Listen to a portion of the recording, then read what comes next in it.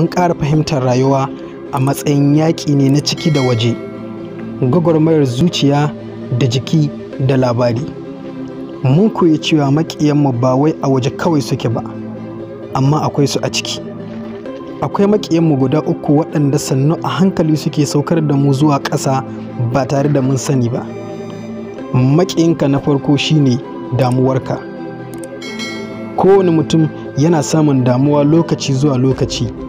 A zahiri, kaso 59 na manya sun ba da rahoton damuwar da suka shaƙa a cikin shekara ta 2020. Duk yadda yawan damuwa zai iya, to sai ya yi domin sanya wa rayuwa cikin wahala da rashin jin daɗi. Damuwa ba ta fanko gobe, baƙin cikinta shine zaman ta fanko a yau duk da cewa da ƙarfinta. Ka tuna abu ɗaya kawai, damuwa shine ɗaukar nauyin gobe tare da ɗaukar ƙarfin yau.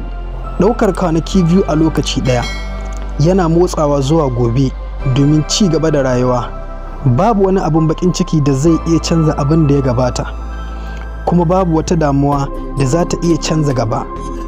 Ku guji damuwarku, ku yi nesa da ita, ku manta abin ɓacin rai da ya gabata, domin damuwa maƙiyi ne da ke tauye ci gaba.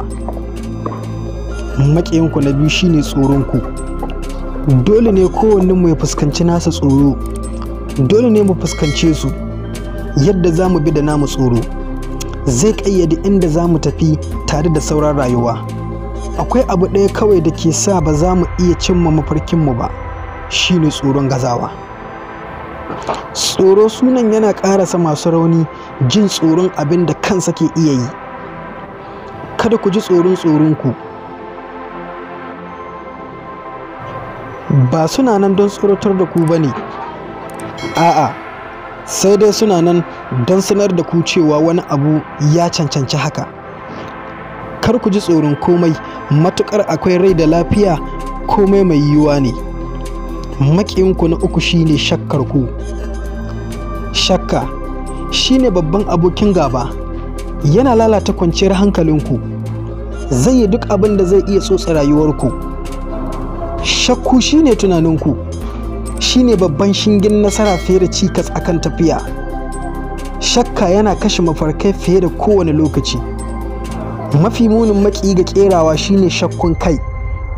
Kada ku yi shakku akan abin da kuke jin cewa hannayenku za su iya yi, domin muna da ƙarfin yin haka.